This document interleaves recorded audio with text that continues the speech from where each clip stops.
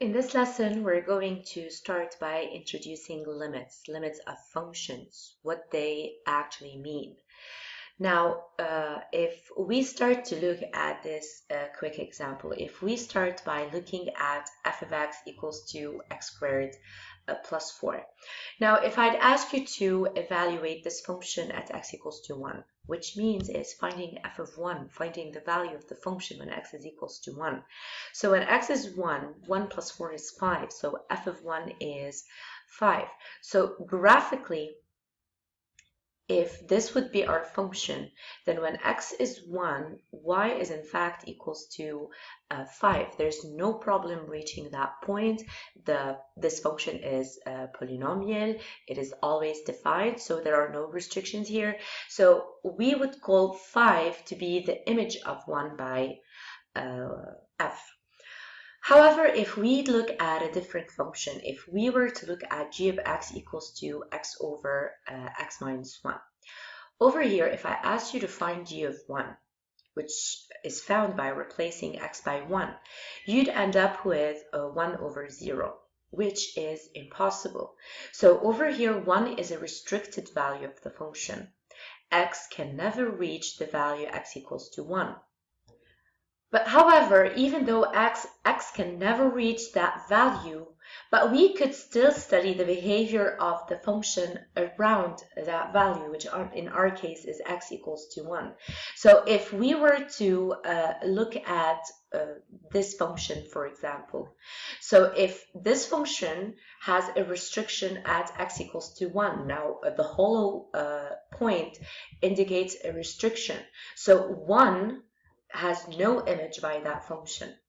However, if that restricted point has an image of 3, for example, if it has a value of y corresponding to y equals to 3. Now, in order to study how the function behaves around x equals to 1, instead of setting x exactly equals to 1, we could in fact approach 1. By approaching 1, the more you approach x equals to 1, the more the curve will be approaching that restricted value.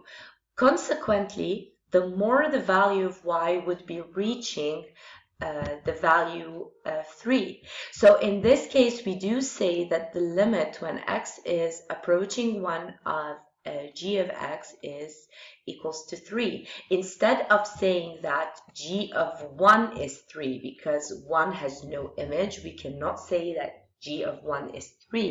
But we can in fact say that the limit when x is approaching 1 of g is 3. It's similarly to saying that when x approaches 1, y would approach 3. So this is how we denote the limit of a function at a given point.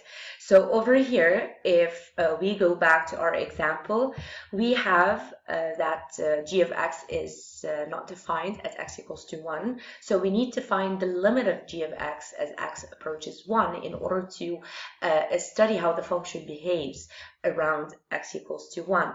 So that is denoted by the limit when x approaches 1 of g of x, which is more or less equivalent to g of 1, but g of 1 being a restricted value of the domain of the function, we cannot use this notation because 1x cannot reach the exact value 1. Instead, we would approach it. So over here, let's just starting to put this a little bit into perspective. So let's just start with evaluating the limit when x is approaching 1 of g of x. But before we do evaluate this limit, we need to point out a little bit here that when we are approaching 1, when we are approaching a finite real number, If you look at this number line, you'd notice that 1 could be approached from the right and from the left. So this is where I'd be approaching 1 from the right, and this is where I'd be approaching 1 from the left. So in fact, whenever you need to evaluate a limit at a finite point, you'd in fact have to find 2 limits, 1 to the left of that point and 1 to the right of that point. If I go back to the sketch that we studied earlier, if at x equals to 1 we have a restricted point whose corresponding value of y is 3, if you approach 1 from the left, y would in fact be approached from the bottom because the function is increasing here. However, if you'd approach 1 from the left, the point would actually be approached from the top. So the value of y would be approached from the top. So we do have 2 limits to evaluate here. So if I need to find the limit when x is approaching 1 of g of x, I'd need to find the limit to left, which we denote by x is approaching 1 to the negative of g of x. And I'd like to point out here that 1 to the negative does not mean that that value of x is negative.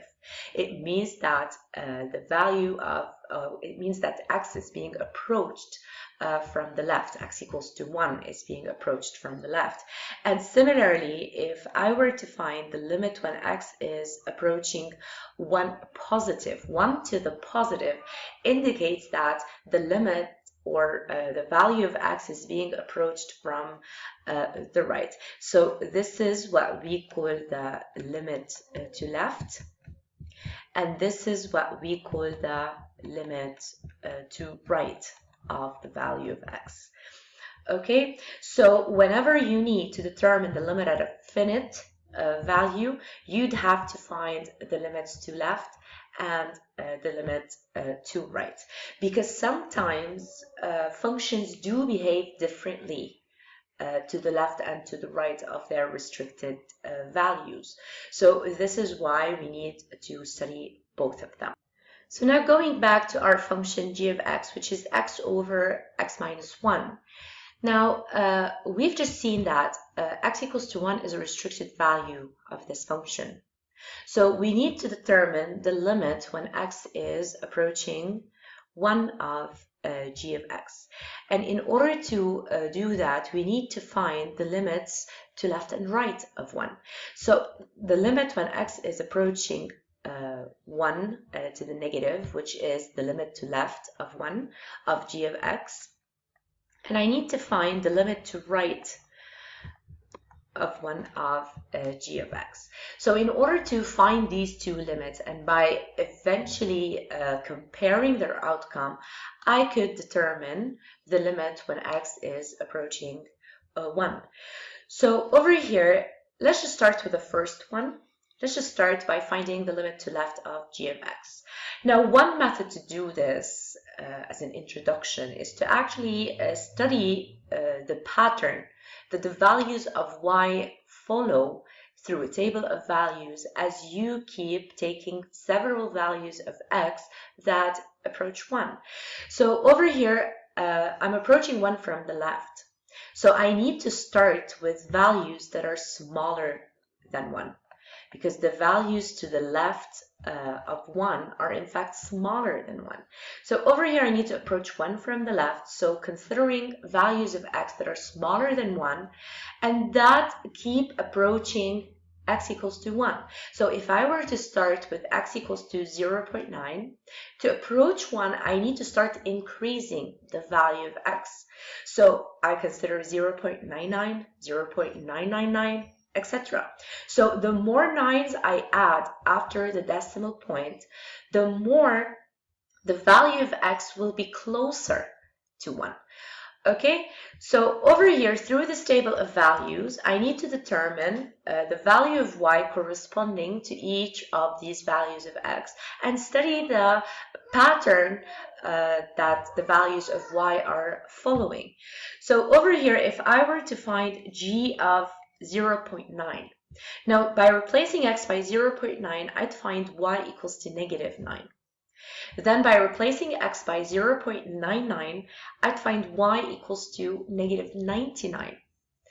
By replacing x by 0.999, I'd find y equals to negative 999, and negative 9,999 for the last one. For the last one I considered, you could take more, but usually when you're studying limits through a table of values, it is recommended to at least take 3 or 4 values of x in order to properly observe the pattern in the values of y. So over here, as you notice that the value of y is in fact becoming more and more significantly large. So we started from 9 to end at 9,999 just by the fourth value I considered. So as this pattern for the values of x keeps on going, the value of y will become significantly large. So this is why the limit to the left of 1 of g of x is infinity, and you'd notice that the values of y are all negative, so that would be negative infinity. So g of x has a limit of negative infinity as x is approaching 1 from the left. Now, how do we see that graphically? Now, I remind you that this is the value that x is approaching, while the limit is in fact the value that y is approaching. So over here, as x is approaching 1 from the left, so I'm right here, very close to x equals to 1, but without reaching it. So as I'm there, the corresponding value of y is negative infinity, and negative infinity is the bottom, the far bottom of the y-axis.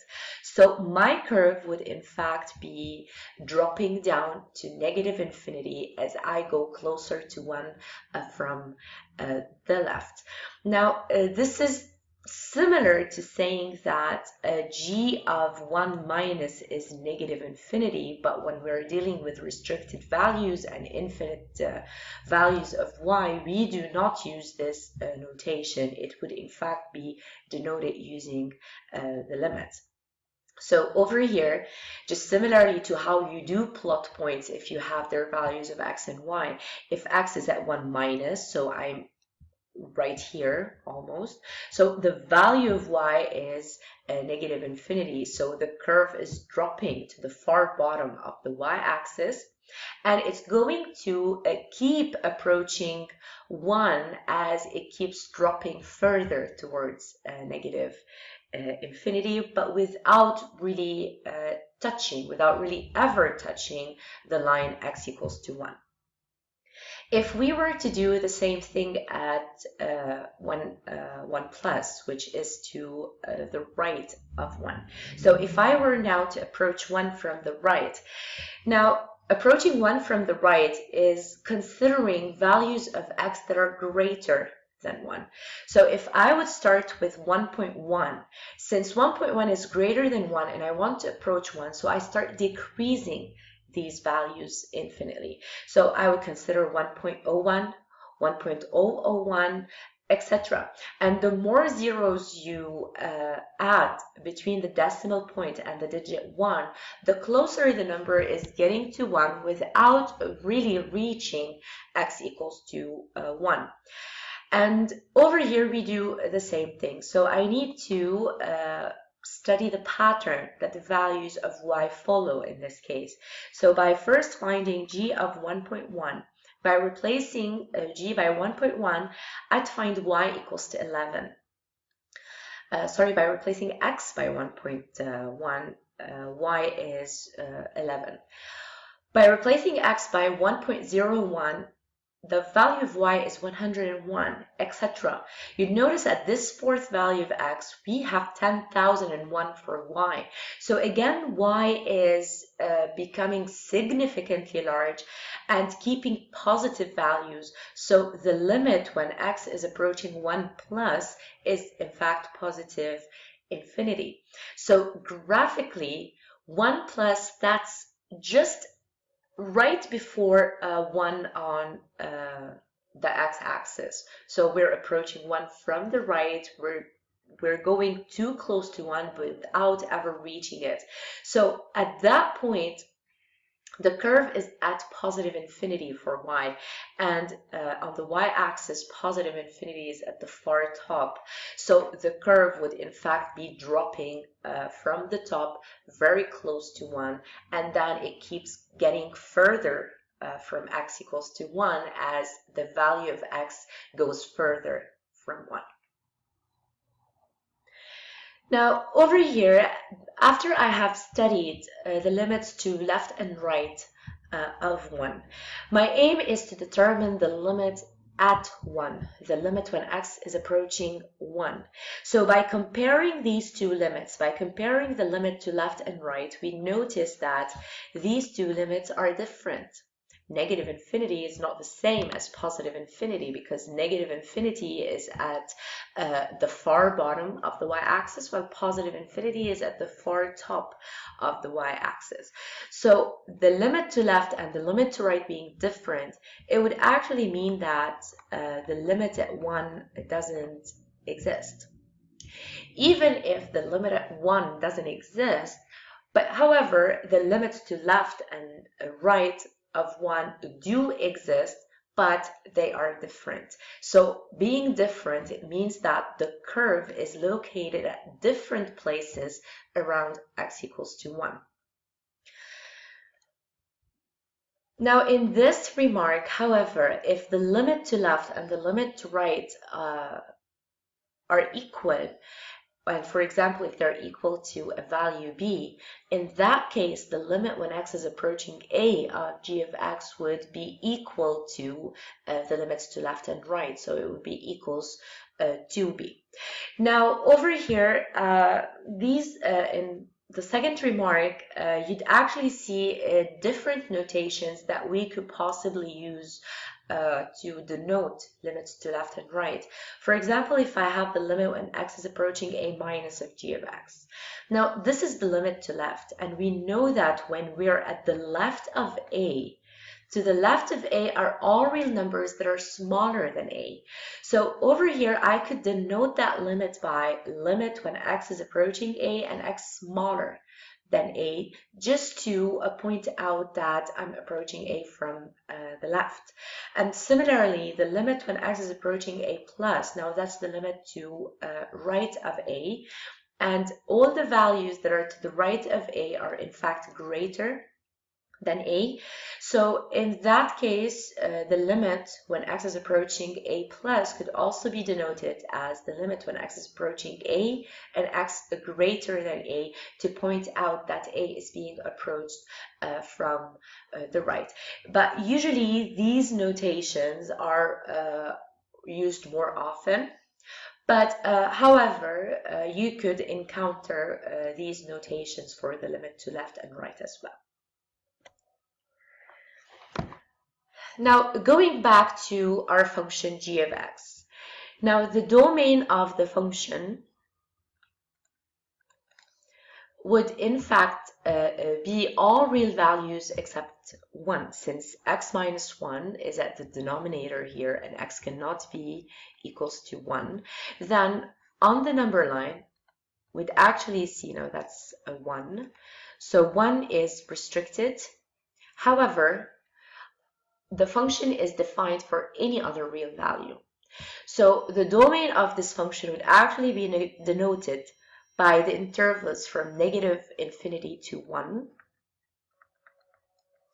and then from 1 to positive infinity.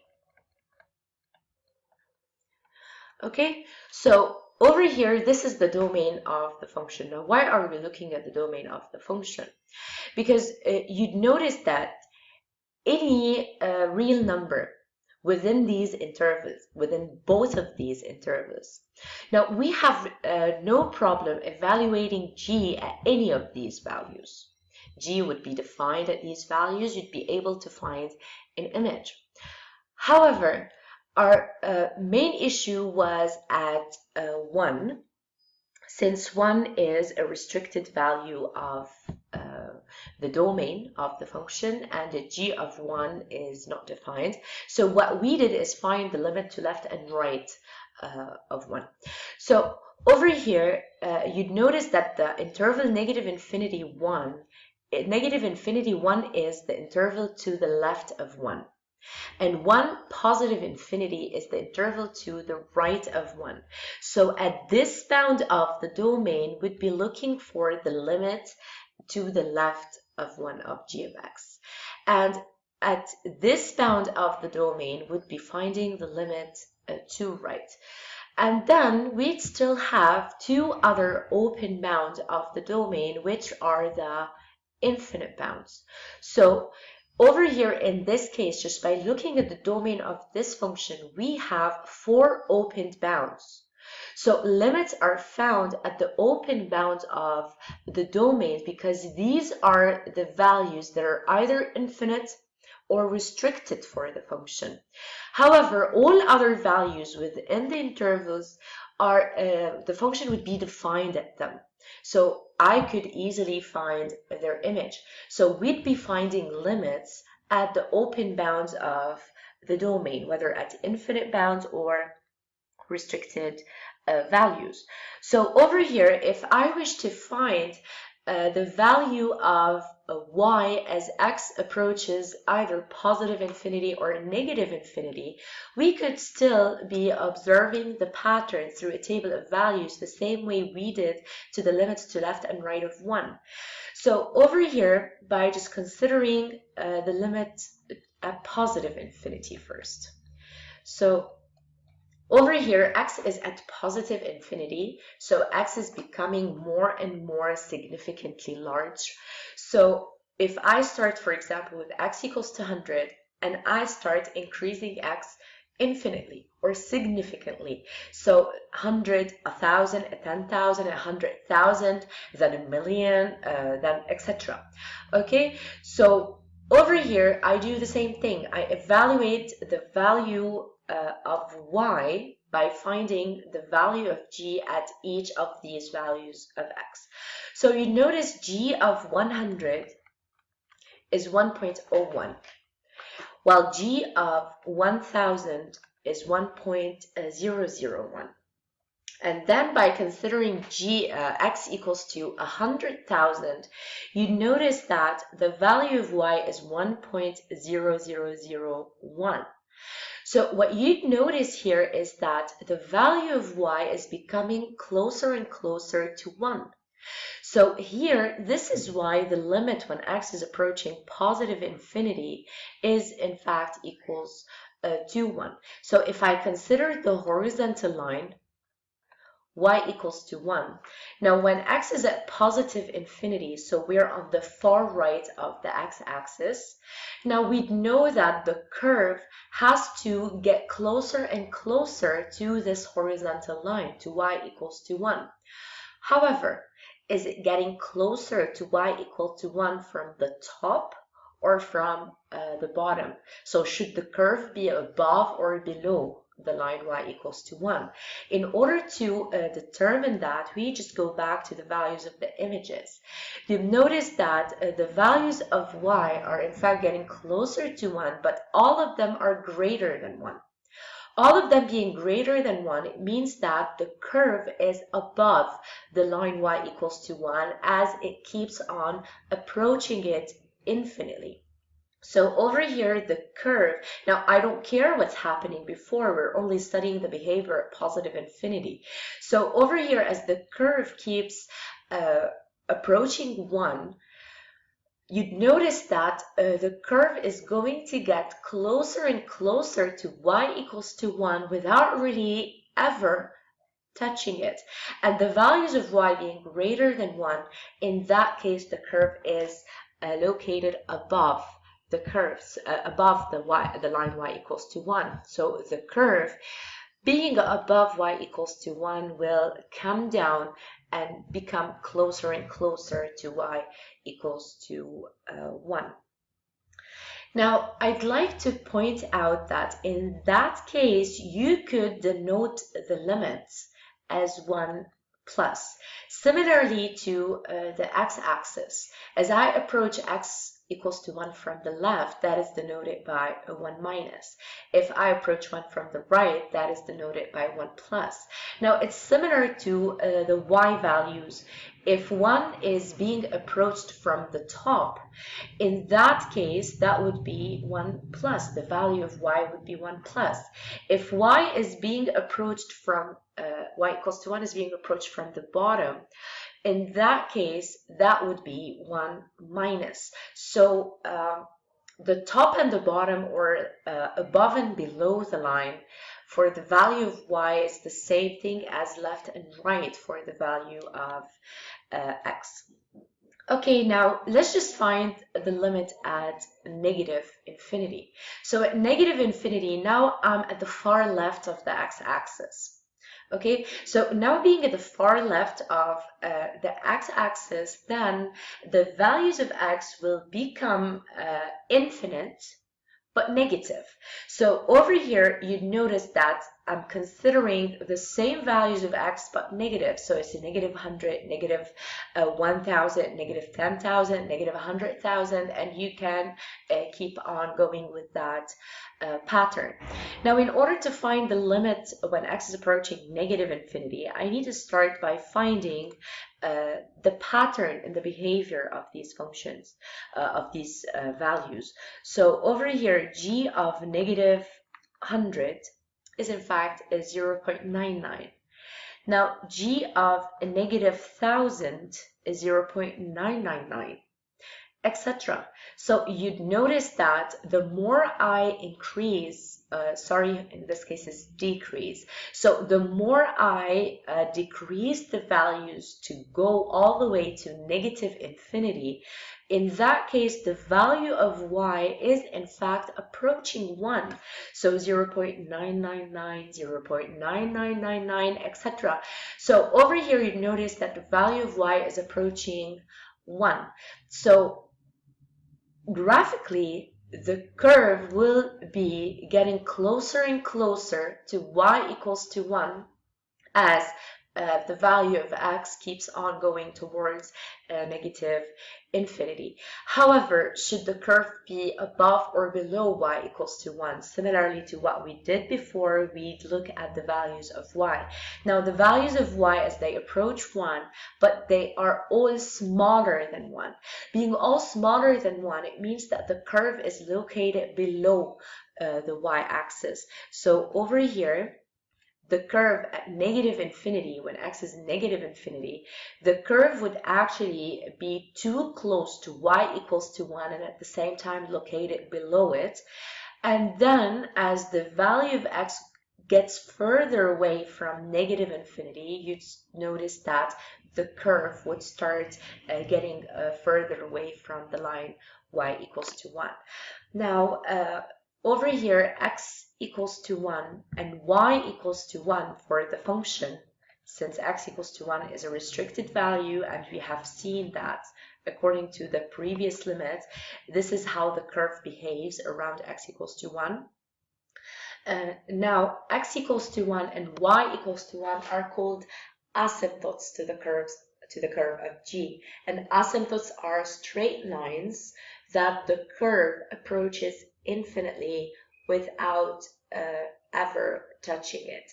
So in the next lesson, we're going to see how we could determine limits graphically in order to studying further into more details the concept of asymptotes to a curve.